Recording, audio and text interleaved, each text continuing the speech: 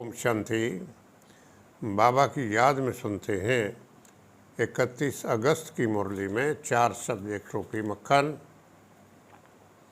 सार है मुरली का।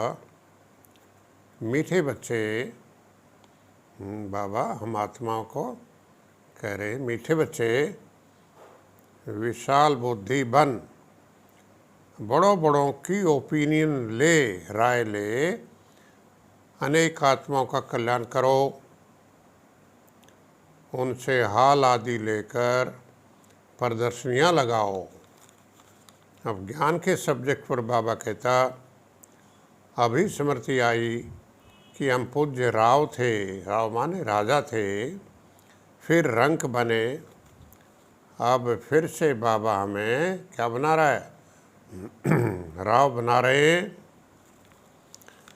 बाबा अभी हमें सारे विश्व का समाचार सुनाते हैं। इन्हीं स्मृतियों का सिमरन करते रहो तो कभी अपने को दुखी नहीं समझेंगे, सदा खुश रहेंगे।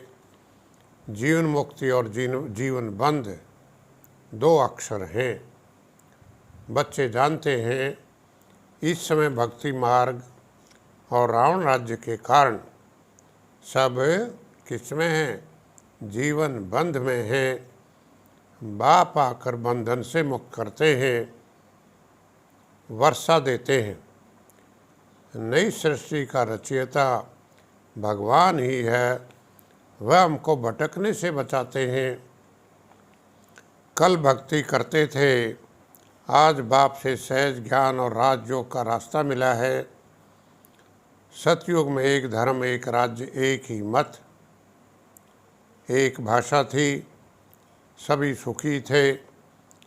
पहली एक भूल हुई, जो रचता और रचना को भूल गए। पहली एक भूल क्या? भगवान को सर्वव्यापी कह दिया। अभी तुम बच्चों ने रचता बाप द्वारा रचता और रचना को जाना है। रचता एक ही है, बलिहारी भी एक की है। पहले पहले रचना ब्रह्मा की है, फिर ब्राह्मण भी जरूर चाहिए। यह है रूहानी नॉलेज। हमको मनुष्य नहीं पढ़ाते, सभी आत्माओं को बाप पढ़ाते हैं। ब्रह्मा द्वारा स्थापना, विष्णु द्वारा पालना परमपिता परमात्मा कराते हैं। ब्रह्मा मुख वंशावली ही फिर जाकर विष्णुपुरी के देवता बनते हैं। ब्रह्मा 100 विष्णु बनने में 1 सेकेंड, विष्णु 100 ब्रह्मा बनने में कितना टाइम लगता? 84 जन्म लगते हैं।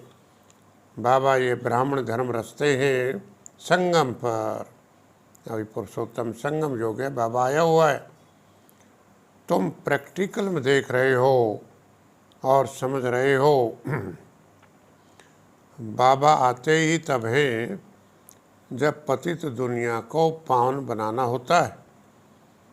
योग के सब्जेक्ट पर बाबा कहे, अपने को आत्मा निश्चय कर देश सहित देह के सब धर्म छोड़ माँ में कम याद करो, केवल मुझ बाप को याद करो, तो आधा कल्प के पाप जलकर खत्म हो जाएंगे।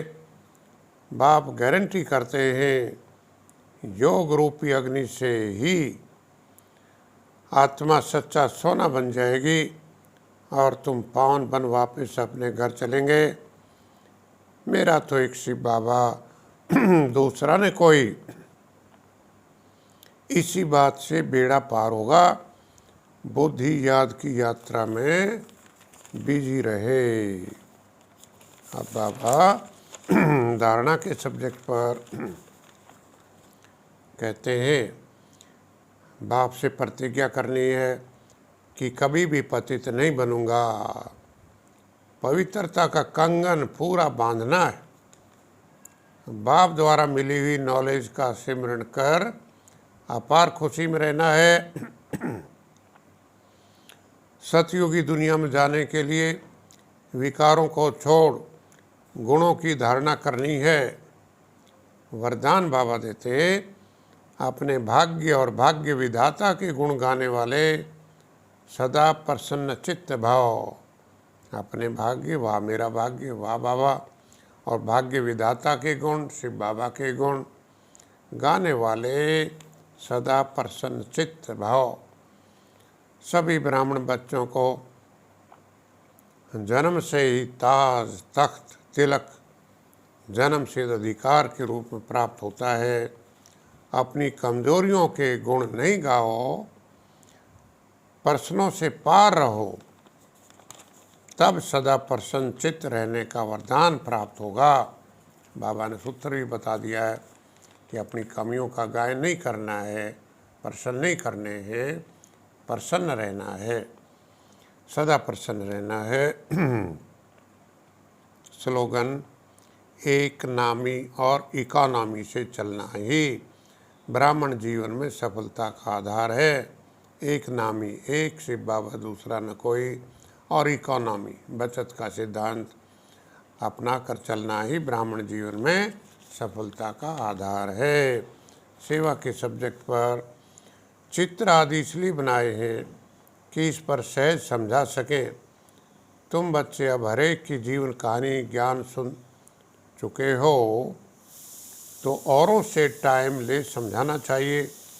बड़ों बड़ों को समझाएं, क्योंकि उनकी आवाज़ भी मदद करती है। वो जो बोलेंगे वो दूसरों पर प्रभाव पड़ेगा उनका, इसलिए उनकी आवाज़ भी मदद करती है। गरीब तो झट सुन लेते हैं। मनुष्यों के कल्याण के लिए प्रदर्शनियाँ बहुत ज़ोर शोर से करो। कांटों के जंगल को फूलों का बगीचा बनाने की सेवा करनी है।